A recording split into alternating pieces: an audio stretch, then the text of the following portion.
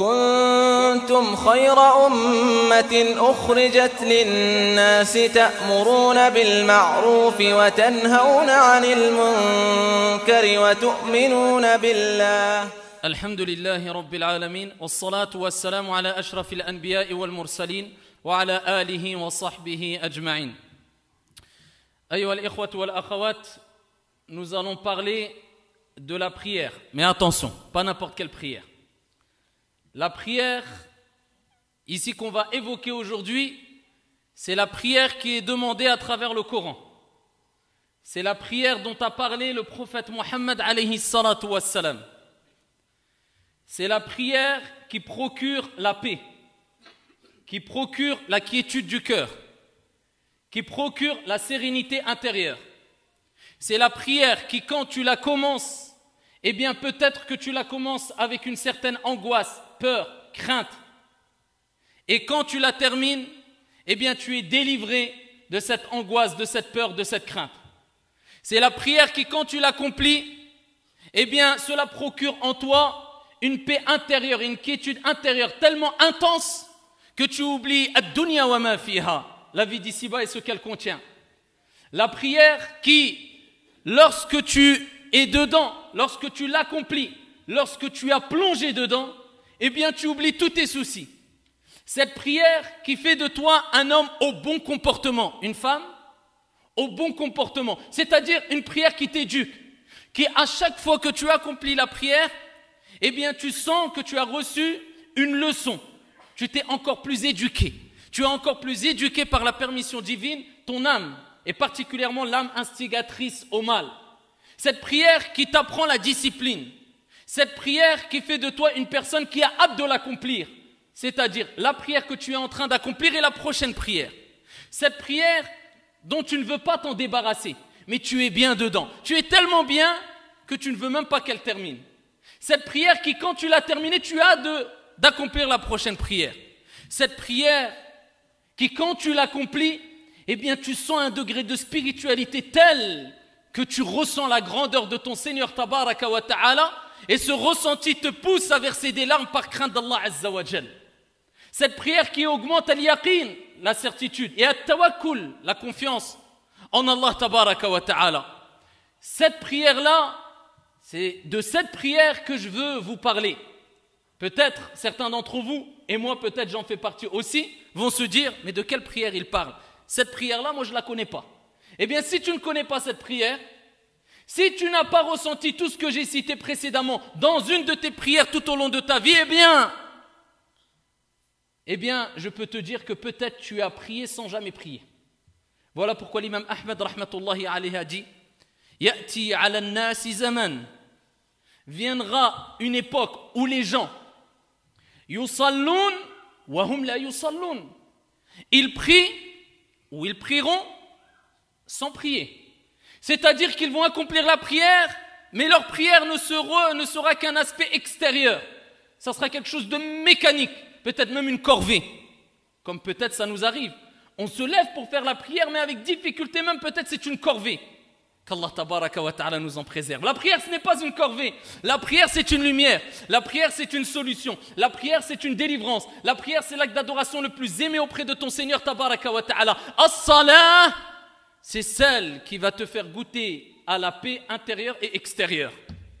Voilà pourquoi le prophète alayhi salatu wassalam, lorsqu'il parle de cette prière dont je vous parle, eh bien, il disait à Bilal al-Mu'adhin radiyallahu an, alors qu'ils étaient pris par des tornades d'épreuves, par des tempêtes d'épreuves, lorsque venait l'heure de la prière, le prophète alayhi salatu wassalam avait compris que cette prière, c'était une source de repos et de quiétude et de sérénité. C'est ça la spiritualité. C'est par cela que passe la spiritualité. Les gens qui disent « je veux parler de spiritualité, je ne ressens plus rien, j'ai l'impression que j'adore mon Seigneur de façon mécanique ». On a perdu la spiritualité aujourd'hui dans la communauté, illa man rahimallah, etc.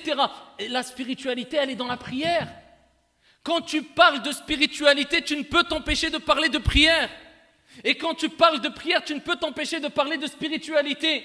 Et si tu as abandonné ta prière, c'est-à-dire ce que je vais citer par la suite et ce que j'ai cité précédemment, eh bien tu as abandonné la spiritualité. Comment veux-tu ressentir la spiritualité alors que tu ne ressens pas ta prière? Tu ne sais même pas combien d'unités de prière tu as prié. Tu ne sais même pas si tu as déjà fait vraiment une prière complète dans ta vie. Le prophète disait à Bilal, Ya Bilal, avec tous les problèmes qu'ils avaient, les soucis, les angoisses, Ya Bilal, arihna biha, fais-nous goûter au repos à travers la prière. Ici, repose-nous avec la prière. C'est-à-dire, appelle à la prière. Hayya ala salah. Répondez à la prière. Venez à la prière. Hayya ala al-falah. Hayya ala al-falah. Répondez à quoi? À la réussite. Au succès. Al-falah, c'est quoi? Al-najah, c'est la réussite, c'est le succès. Mais quel type de prière apporte le succès? On va le voir, Inch'Allah. C'est pas n'importe quelle prière. C'est la prière accomplie avec khushu'. Allahumma arzuqna al-khushu'. Waj'alna min al-khashi'in. Qu'Allah nous accorde l'humilité. Parce que la prière qui n'est pas accomplie avec khushu', ce n'est pas vraiment la prière. Et quand Allah il dit hayya ala al-falah, quand Allah a voulu qu'on le dise à travers al-mu'adhin, celui qui appelle à la prière, venez répondez au succès.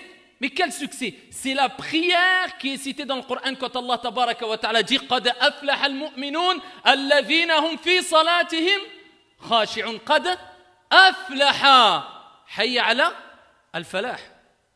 Certes, ont réussi, ils ont gagné, ils ont goûté au bonheur. Les croyants qui ont quoi dans leur prière? Qui réagissent de quelle manière dans leur prière? Alladhina hum fi salatihim khashi'un.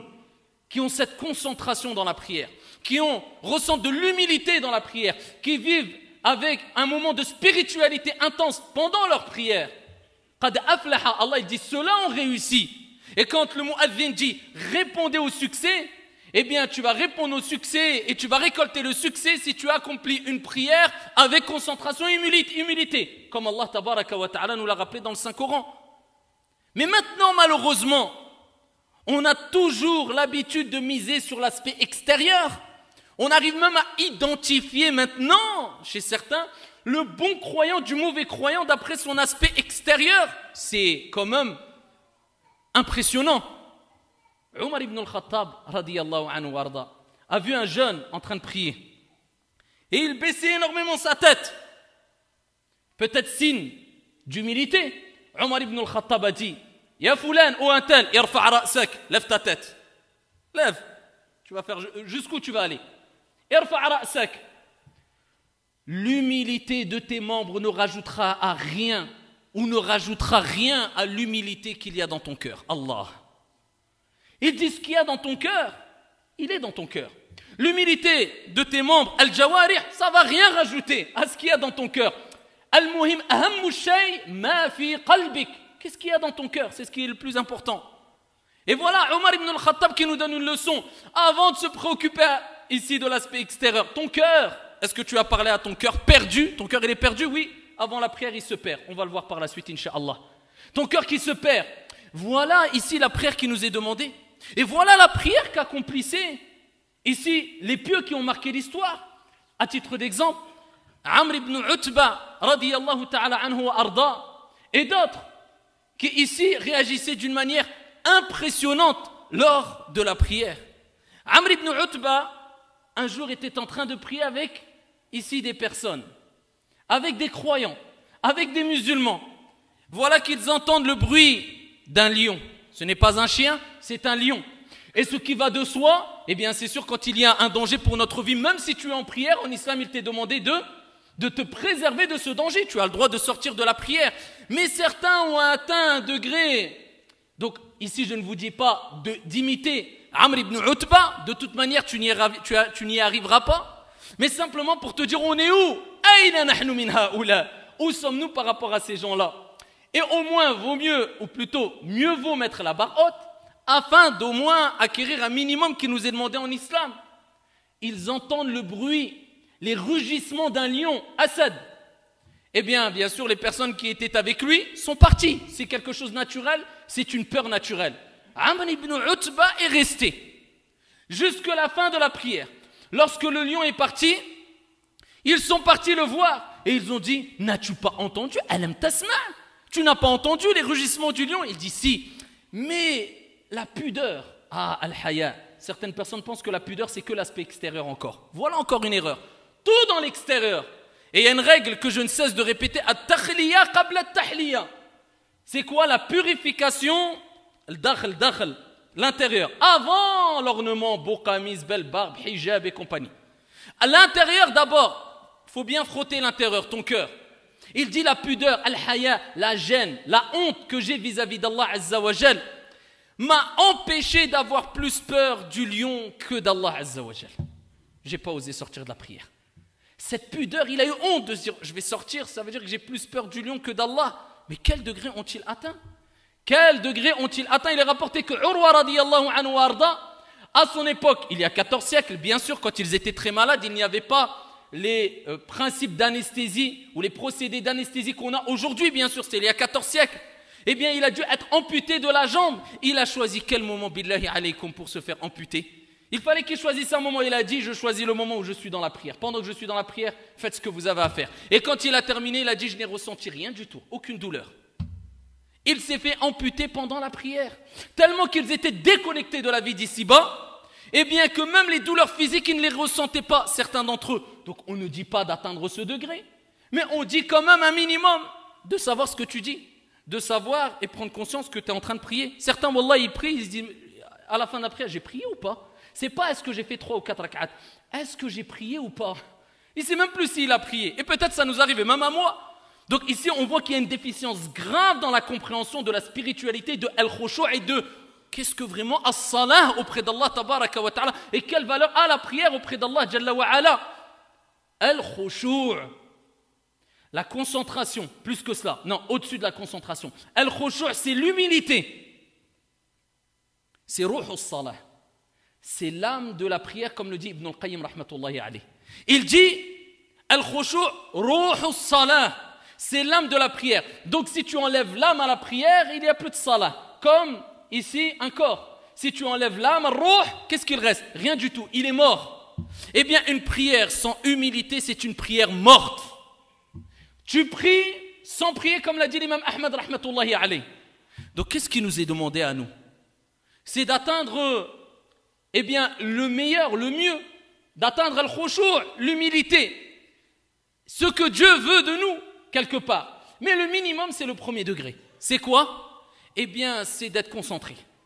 Ça, c'est le premier degré. C'est le minimum. Tu es concentré, c'est-à-dire, tu sais quelle prière tu es en train d'accomplir, tu te concentres dans ce que tu dis, tu te concentres dans ce que tu fais, tu es concentré. C'est-à-dire, ton esprit, eh bien, est canalisé par la prière. Tu penses qu'à la prière. Ça, c'est le premier degré. Amma, le deuxième degré, c'est at-tafakkur. Là, on rentre dans la méditation. Allah. Ici, c'est-à-dire que non seulement tu es concentré, mais en plus de cela, tout ce que tu fais, tes faits, gestes et paroles, tu les médites. Là, c'est autre chose. Là, tu commences ton voyage. Là, tu as plongé dans la prière. Là, tu voyages avec les paroles d'Allah. Là, tu comprends que tu es vraiment dans un entretien privé avec ton Seigneur Tabaraka wa Ta'ala. Là, tu comprends ici que tu parles à Dieu et que Dieu t'interpelle. Là, tu comprends que la prière, c'est l'acte d'adoration le plus important en islam. Là, tu comprends pourquoi le prophète alayhi salatu wassalam a dit faites la prière de quoi? Salatul muwaddi'.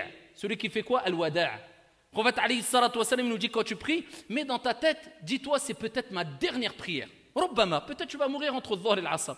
Tu as fait l'Asr, tu vas faire l'Asr, dis-toi Rubbama c'est ma dernière prière. Pourquoi?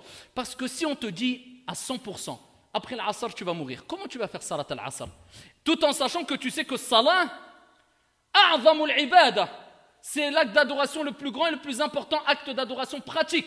Donc tu te dis, innamal a'malu bil khawatim, les actions ne valent que par leur fin. Donc laisse-moi quitter ce bas monde en ayant fait l'acte d'adoration le plus aimé d'Allah de la meilleure manière. C'est-à-dire, avec un cœur présent, avec khushu'. Première des choses, l'intérieur. Tu te concentres ici, dans ton intérieur. Comment gagner le khushu'? Je veux prier avec concentration. Prends en compte ce que je t'ai dit précédemment déjà. Deuxièmement, comprends que c'est d'abord l'intérieur. Ibn al-Qayyim rahimahullah ta'ala, il dit qabla as-salah ibhath an qalbik. Cherche ton cœur qui s'est perdu. Il s'est perdu où? Parce qu'on est tellement dans le dunya, c'est quelque chose d'humain. Allah t'a pas dit de rester dans salat, de salat al-fajr jusqu'à salat al-isha sans sortir de salat. Non, il y a 5 prières. Chaque prière, ça dure 5-10 minutes. Et ensuite, tout le reste de la journée, va qu'à tes occupations, ton travail, ta famille, il n'y a pas de mal. Lakin, on sait très bien que l'insan, l'être humain, est vite influencé par les choses qui l'attirent, les passions, les désirs, etc. Donc c'est sûr que ton cœur se perd. Ibn al-Qayyim, il dit, première des choses, tu veux saller, tu as bien fait les ablutions. Khalas. Tu as fait complètement les ablutions. C'est pas rapidement mis un peu d'eau, non. Tu as compris que chaque goutte qui tombe, c'est des péchés qui tombent. Et que ici, si tu n'as pas bien accompli tes ablutions, ta prière est rejetée. Tu fais bien tes ablutions, d'accord? Et à toi d'apprendre comment on fait les ablutions. D'où l'importance de la science. Mais nous, on est concentré dans les aspects extérieurs et la théorie. Mais la mise en pratique, elle est où? La mise en pratique, elle est où? As-Sahaba radiyallahu anhum wa ardahum, ils apprenaient avec sincérité, ils révisaient leur intention et ils appliquaient. Et pourquoi pas? Intention sincère importante. Le prophète alayhi salatu wa salam a dit, toute personne qui apprend une science pour ici un bien d'ici-bas, il ne sentira pas l'odeur du paradis. L'application, parce que si tu apprends pour ne pas appliquer, à quoi sert? Ça sera une hujja, un argument contre toi. Omar ibn al-Khattab, quand il a fini d'apprendre Suratul Baqarah, il ne l'a pas appris en 6 mois, il aurait pu l'apprendre en 1 mois. Il l'a appris en une dizaine d'années. D'après certaines versions, quand il a terminé, il a même, d'après certaines versions, sacrifié une bête. Tellement qu'il était heureux d'avoir appris Surat al-Baqarah. Pourquoi? Il ne passait pas 3 versets coraniques sans les apprendre, les comprendre et les appliquer. Donc la théorie, la pratique. Donc ici, il faut apprendre, mais appliquer. Il faut appliquer ce qu'on apprend. Ibn al-Qayyim, il dit, cherche ton cœur. Khalas, tu as fini tes ablutions, cherche le t'es où? Tu as des problèmes, on a tous des problèmes. Tu as des soucis, on a tous des soucis. Tu as des responsabilités, on a tous des responsabilités. Mais là, rattrape ton cœur, dis-lui, hey, c'est là que ça se passe maintenant. Et parle à ton cœur. Voilà, tu veux le khushu', parle à ton cœur. Parle à ton âme, parle à toi. Ne viens pas dans la prière, tu es en train de rigoler, ah d'accord, Allahu Akbar. Tu crois que tu vas être où là? Dans quelle planète? En tout cas, pas dans la planète prière. Ça, c'est impossible. Ou alors, tu es en train de regarder un match et à peine tu éteins, tac, Allahu Akbar. Peut-être, Robama même, il fait la prière assis. Ou bien, non, la prière, tu cherches ton cœur. Il est où mon cœur? Il est parti dans le match, rattrape-le. Il est parti dans le dunya, rattrape-le. Il est parti dans le centre commercial, rattrape-le. Dis-toi maintenant, j'ai un entretien avec Allah. Et parle-lui à ton âme, parle-lui à ton cœur. Et dis-lui maintenant, c'est là que ça se passe. C'est-à-dire la lumière à Nour que j'ai besoin, ici-bas et dans l'au-delà. On a tous besoin de Nour. Ah, mais si tu éteins la lumière la nuit, comment tu vas te déplacer? Donc c'est pour ça qu'on a besoin de An-Nour. Et Allah, Nourus samawati wal ard. Allah, c'est la lumière des cieux et de la terre. Sans lumière, tu n'arrives à rien. Et même dans l'au-delà, au jour de la résurrection, les gens auront besoin de lumière, à la sirat, sur le pont, etc. Comment tu gagnes cette lumière? Entre autres, bis-salah. Qala alayhi salatu wassalam, as-salatu nour. Et dis-lui à ton cœur, attention, après la prière, tu auras besoin de lumière pour te diriger dans la vie d'ici-bas. Quand tu vas mourir, tu auras besoin de lumière. Et la prière, c'est une lumière. Le prophète a dit, c'est une lumière. Si tu pries vraiment, là on est d'accord, là je vous parle de la vraie prière, avec khushu'. Donc dis-lui à ton âme. Et ces interrogations et ces questionnements vis-à-vis de ton âme, c'est-à-dire est-ce que tu pries vraiment comme il faut? Est-ce que tu as compris que c'est une lumière? Est-ce que eh bien cela te permettra d'acquérir le khushu'. Donc dis-lui à ton âme. Là maintenant, tu vas gagner la lumière. Donc concentre-toi. Dis-lui à ton âme, tous les problèmes que tu as, tous les angoisses que tu as, Wallahi wa Rabbil Kaaba, la solution elle ne se trouve ni chez Allah ni chez Fulan. Elle ne se trouve ni à droite ni à gauche, elle se trouve au-dessus de toi à travers as-salah. قال الله عز وجل واستعينوا بالصبر والصلاة. الاستعانة elle est où? واستعينوا, cherchez secours. Allah nous rappelle que le secours il est où? Le secours il est dans la prière. Ça veut dire que tu as beau avoir des montagnes de problèmes, ne dis pas et surtout pas voilà j'ai des problèmes, salat après, tu n'as rien compris. La solution c'est dans salat. Allah il dit chercher secours dans quoi? La patience, as-sabr wajib. Tu n'as pas de choix, tu vas avoir un problème, tu vas faire quoi? Tu es obligé de patienter. Dans la patience et dans quoi? Dans la prière. Et tout de suite après Allah tabaraka wa ta'ala nous dit elle est lourde, kabira, illa ala al-khashi'in. La prière elle est lourde, elle est pesante, c'est comme une corvée, sauf pour ceux qui ont goûté ce degré de concentration et d'humilité. Allah. Donc dis-lui à ton âme, si tu veux apprécier la prière, goûter à la paix dans la prière, la sérénité, Et tout être humain a besoin d'une pause. C'est pour ça que même des médecins, des spécialistes, des psychologues, des psychiatres, ils recommandent à des gens de quoi? Un moment dans la journée, il lui dit va faire du yoga, va faire de la méditation, il dit, parce que l'être humain, il y a un moment dans sa journée, il a besoin de stop, allez stop. Il laisse son cerveau se reposer. Ça, tu as besoin de ça. Nous, alhamdoulilah, les musulmans, on l'a 5 fois par jour. Ton cerveau, il se repose 5 fois par jour. Tu fais une coupure. Sinon, c'est quoi? Burn-out. Pourquoi les gens ils font des burn-out, ils n'en peuvent plus? Parce qu'il n'y a pas de moment dans la journée où il faut une coupure. Les gens ils disent quoi? Il me faut une coupure. C'est vrai ou pas? On n'a pas une coupure dans l'année pendant les vacances, on en a 5 par jour. Et l'être humain il n'a pas besoin que d'une coupure dans l'année. Il a besoin de 5 coupures par jour. Si Allah a dit 5, c'est que c'est 5. Donc 5 fois par jour, nous les musulmans on fait une coupure. C'est un instant de méditation, un instant de pause, un instant tu oublies tous tes problèmes. Tu ici te sépares de la vie d'ici-bas quelque part. Eh bien, dis-lui à ton âme, si tu veux goûter à ce repos-là pendant la prière, tu n'as pas d'autre choix que de quoi? Eh bien, ici, de te concentrer et de faire des efforts. Car la prière, afin d'avoir la concentration dans la prière, c'est un combat. Pendant la prière, tu vas combattre. Tu vas penser à ça, tu dis « A'oudhu billahi minash shaitanir rajim ». Tu cherches refuge auprès d'Allah Azza wa Jal contre Shaitan, comme le prophète alayhi salatu wassalam a dit. Si, ici, Shaitan vient vous donner des insufflations, te faire penser à des choses pendant la prière, tu dois chercher refuge. Donc tu combats qui? Shaitan. C'est un combat. Parce que tu sais qu'il faut avoir l'humilité. Parce que sinon la prière va être lourde et tu ne pourras pas gagner la paix. Et tu ne pourras pas ressentir la paix et la sérénité dans la prière. Et le prophète, il dit, il s'appelle Khanzab. Fi riwaya Khinzab. Il a donné son nom. C'est un shaitan qui vient te perturber. Il te fait penser à ça, ça, ça. C'est humain. Et il dit, tu dis, A'oudhu billahi minash shaitanir rajim. Tu tournes ta tête doucement un peu vers la gauche, vraiment légèrement, et tanfouth thalathan. Tu souffles 3 fois, tu fais légèrement sur ta gauche.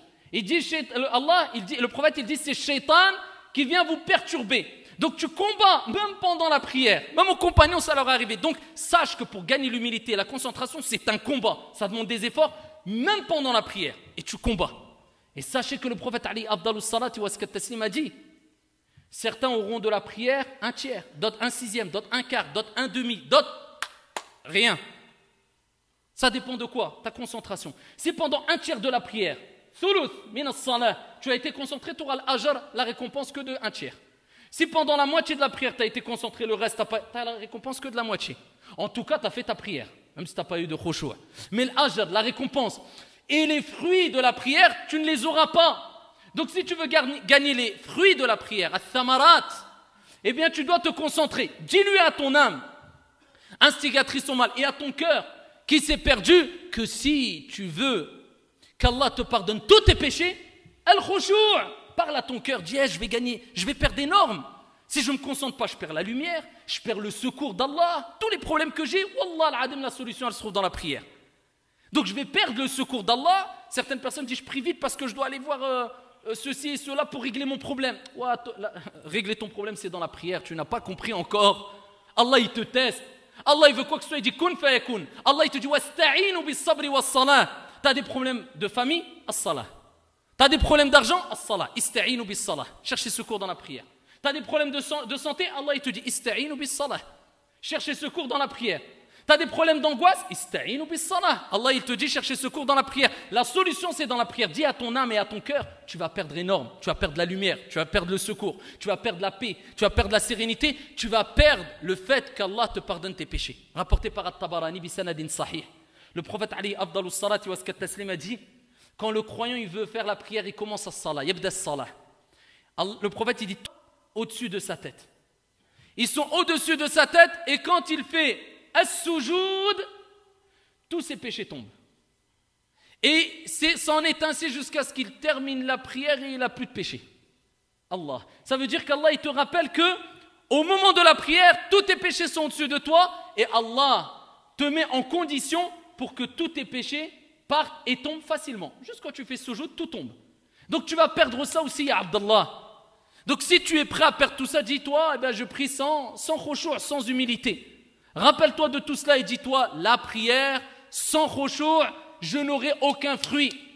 Et parmi les plus grands des fruits de la prière, c'est quoi? Allah tabaraka wa ta'ala dit dans le Coran, Inna as-salata tanha 'anil fahsha wal munkar. La prière, elle t'éloigne elle te défend, elle te protège. De quoi? Al-fahsha, tout ce qui est mauvais, perversité, etc. Ou al-munkar, la turpitude. Ça veut dire quoi? Ça veut dire que si tu fais une prière bien accomplie avec khushu', wallahu wa rabbil Kaaba, tu vas avoir ce que recherche tout le monde. Et ce qui fait partie des critères des meilleurs des croyants, et ce qui fera de toi une personne proche du prophète Mohammed alayhi salatu wassalam au jour de la résurrection, husnul khuluq, le bon comportement. Des gens, aucun changement dans leur comportement. Wallah, le problème c'est sa prière. Ad-dalil, la preuve, Allah il dit, la prière, elle va t'éduquer, elle va te réformer, elle va t'éloigner de tout ce qui est mauvais, les turpitudes, le blâmable, les perversités. Si toi tu ne changes pas, et tu as un mauvais comportement, al-ulama, les savants disent, c'est une preuve qu'il n'accomplit pas bien sa prière. Par contre, celui qui a un bon comportement, c'est une preuve, parmi les preuves qui prouvent, incha'Allah, qu'il accomplit complètement et correctement sa prière. Donc, si tu veux un bon comportement, tu veux te réformer, tu dis, j'y arrive pas. Wallah, il y en a, ils te disent, j'ai des maladies, j'arrive pas à changer. Je suis dur, je suis mauvais, je suis jaloux. J'arrête pas de calomnier, j'arrive pas à m'arrêter. Ou alors s'il ne le dit pas au fond de lui, il dit Wallah, Allah ghalib, j'arrive pas. J'arrive pas à avoir un comportement doux, à être bienveillant, indulgent, toujours je suis nerveux. C'est quoi le problème? Wallahi, le problème c'est salah, entre autres. Et un des plus grands problèmes c'est la prière. Ce n'est pas possible qu'une personne pendant 10 ans, il prie, il a toujours un mauvais comportement, il fait toujours des grands péchés de façon répétée, alors qu'il fait une prière pieusement accomplie et de manière complète avec khushu'. C'est pas possible. Il prie sans prier. Amma si tu veux changer, maintenant tu dis après salat al-dhuhr, je veux commencer à changer mon comportement, as-salah, qad aflaha al-mu'minun, alladhina hum fi salatihim khashi'un. On réussit, on gagne, sont bienheureux. As-sa'ada fi as-salah, wal-nasru fi as-salah, wal-falahu fi as-salah. Le bonheur, le secours et la réussite, wallah qu'elle est dans la prière. Elle n'est pas autre part, elle est dans as-salah. Ça y est, tu as commencé à te préparer. Maintenant, tu peux commencer à dire je me prépare. Va t'habiller maintenant, cache ta awra, prends un tapis de prière si tu veux, dirige-toi vers la qibla. Là maintenant tu peux commencer. Là on commence à rentrer dans les actes extérieurs de préparation. Tu es même pas dans ce salat. Alors mets tes plus beaux habits. Tu te présentes devant qui, Abdallah? Devant ton patron? Devant une personne qui va t'octroyer par la permission divine un emploi? Non. Mais devant le roi des rois, le patron des patrons, Malikul Muluk, le roi des rois, Allah. La moindre des choses quand tu te présentes devant un patron, devant une personne, quand il y a une offre d'embauche, tu te présentes bien, tu as ce petit stress, c'est vrai ou pas? Tu as un peu de stress, tu te prépares, tu es bien tenu, parfumé, bonne tenue, tu t'exprimes de la meilleure des manières, ou alors tu arrives, tous les vêtements même pas repassés, tu joues avec ton portable pendant qu'il te parle le patron, tu tournes à droite et à gauche, non. Et pour Allah, on ne se gêne pas. Alors qu'Allah, il n'a pas besoin de nous. Allahu Akbar, il regarde Sa'a, il parle, il y en a même, il te sallam pendant qu'il prie. Et il te dit, même Rubbama, il va regarder l'heure tous les 2 secondes, presque, ouais, je suis encore dans la prière, j'ai hâte. Ou des gens prient derrière l'imam, ils speed. L'imam, il dit Allah Akbar. Avant l'imam, il fait Allahu Akbar. Ouais, même si tu veux le doubler, tu vas à 100 km/h. Dans tous les cas, tu ne sortiras pas de la prière tant qu'il n'a pas dit Assalamu alaikum. Pourquoi tu précipites? On a cette chose qui vient en nous, poussée par quoi? L'amour de dunya, la mauvaise compréhension de la prière et l'influence du diable qui fait qu'on se précipite à terminer. C'est un poids. Elle est lourde. Illa ala al-khashi'in. Wallahi que si elle est lourde, tu n'as pas atteint le khushu'. Si tu vois qu'elle est légère, tu as atteint le khushu'. Ça, c'est un signe qui ne trompe pas. Et à ce moment-là, 5 fois par jour, tu vas avoir ce moment spirituel. Là, tu vas comprendre c'est quoi la spiritualité, pas mécanique. Là, après, à ce moment-là, comme j'ai dit, présente-toi de la meilleure des manières. Un habit, il n'y a pas d'habit religieux, hein. Il n'y a pas de saqamis, il n'y a pas de ça en islam. Il y a un habit qui remplit des conditions. Qu'il soit fatfat, qu'il soit pas, qu'il n'épouse pas les formes du corps, il a akhiri, qui couvre la awra, il y a la awra mughallada, la awra mukhaffafa, dans la prière, en dehors de la prière, il a akhiri, ça c'est des cours de science. Donc ici tu te présentes de la meilleure manière, tu t'assures de sentir bon de la bouche. Le prophète il a interdit de venir à la mosquée si vous sentez de l'ail ou de l'oignon, pour pas faire fuir les gens, parce que le malaïka ils prennent la fuite des mauvaises odeurs et ils n'aiment pas les mauvaises odeurs, comme l'enfant d'Adam n'aime pas les mauvaises odeurs, tu sens bon, Allahu Akbar. Là tu peux commencer à prier. Si tu as faim, va manger d'abord, ya Abdallah. Le prophète il dit si le repas est prêt et salat, elle est là tant qu'elle ne sort pas de son temps, commence par at-ta'am. Pourquoi? Pour avoir le khushu'. Même la nourriture, le prophète il dit mange. Le principal c'est que tu pries avec khushu'. Si akramakumullah tu es pressé d'aller aux toilettes, akramakumullah, va d'abord aux toilettes. Et ensuite, si tu as des choses à faire, par exemple, certains frères ou certaines sœurs, ils ont quelque chose à faire ou le ménage à faire. Attends, je me débarrasse du ménage comme ça, après, la prière, elle va sortir. Non. Ya Abdallah, si tu veux le baraka dans tout ce que tu vas entreprendre chez toi, à travers tes tâches ménagères, à travers tes responsabilités, toi mon frère ou toi ma sœur, à travers ton travail, à travers ton temps, il faut faire devancer la prière. C'est qui met le baraka, la bénédiction dans le temps? Allah. Donc dis-toi, ça ne sert à rien que je speed à 200 à l'heure. La bénédiction, je l'aurai d'après le temps que j'ai mis pour ma prière. Et tant que tu ne te lasses pas d'adorer Allah, Allah ne te lasse pas de te récompenser. Et à partir du moment où tu te lasses d'adorer Allah, Allah Azza wa Jal va t'abandonner. Donc n'oublie pas ça, ya Abdallah. Quand tu es prêt, ça y est, tu es en condition, va dans un endroit où on se prosterne. Al-Masjid, ça renvoie vers quoi? Al-Makan alladhi nasjudu fih. C'est l'endroit où on fait la prosternation, c'est ça le masjid. Donc prends un masjid chez toi. Un endroit où tu le gardes spécifique pour faire la prière. C'est mieux. Sinon, tu pries n'importe où. Toute la terre d'Allah est un lieu de prière. Mais c'est mieux de garder un endroit et c'est là où tu pries. Toi, ton épouse, tes enfants, etc. Et sache que ça va être une cause de la lumière qui rentre chez toi. Si tu pries avec khushu', t'étonnes pas, tu dis ça fait 20 ans que je prie, c'est la guerre chez moi. Tu pries pas vraiment, toi. C'est pas Nour qui est rentré, c'est Dhulumat. Parce qu'il n'y a pas de khushu'. Tu n'es pas présent, c'est mécanique. Et donc ici, quand tu as accompli ça, là tu rentres dans la prière. Et là, tu dois faire quoi? Te concentrer. Normalement, tu es concentré là, si tu as appliqué tout ce que j'ai dit. Et là, tu dis Allahu Akbar. Première des choses, c'est quoi? Ismu tafdil. C'est là que tu reconnais que Allah est le plus grand. C'est-à-dire quoi? Allahu Akbar min kulli shay. Il est plus grand que n'importe quoi. Mes problèmes, mes soucis, la vie d'ici-bas, l'argent, ma santé. Voilà. Ça veut dire, tu dis, Ya Allah, je fais devancer ton adoration sur tout le reste parce que je sais que c'est toi qui vas gérer tout le reste. Et si je prie comme tu veux, tu vas me faciliter tout le reste. Et si j'abandonne la prière, tu vas m'abandonner en dehors de la prière. Voilà. Allahu Akbar. Et Allah veut que tu répètes à chaque fois ça. Quand tu fais ruku', Allahu Akbar. C'est comme s'il te dit, tu as oublié, tu es en train de t'évader. N'oublie pas, Allahu Akbar. Allah est plus grand que ce que tu es en train de penser. Tu te relèves, Sami Allahu liman hamida, Rabbana wa lakal hamd. Allahu Akbar, sujoud. Tu as oublié encore, tu commences à Allahu Akbar. Attention, Allah est plus grand que ce que tu es en train de penser. Et ça te rappelle, le takbir, takbiratu. Ici, al-intiqal, les takbirat que tu répètes, ça te rappelle à l'ordre. Et quand tu récites le Coran, concentre-toi et comprends. Là, c'est tadabbur. Afala yatadabbaruna al-Qur'an. Am ala qulubin aqfaluha. Allah dit, continue à ne pas méditer le Coran ou ont-ils des cadenas dans le cœur? Là, on passe au degré le plus haut. Tu médites les versets coraniques. Moi, alhamdoulilah, rabbil alamin, rahman rahim. Certaines personnes, wallahi al-adim, moi j'ai fait le test. C'est pas pour critiquer ou autre, je l'ai gardé pour moi. Je ne comprenais pas comment ils priaient. Wallahi, quelquefois, je me mettais assis comme ça. Je regardais certaines personnes. Attention, je ne suis pas un espion, hein, mais je regardais parce que j'essayais de comprendre. Et wallahi, je récitais, comme je dis depuis tout à l'heure, à 200 à l'heure surat al-Fatiha. À peine j'étais arrivé à Iyyaka na'budu wa iyyaka nasta'in, il est déjà dans le ruku'. Je dis, wallah, je comprends rien.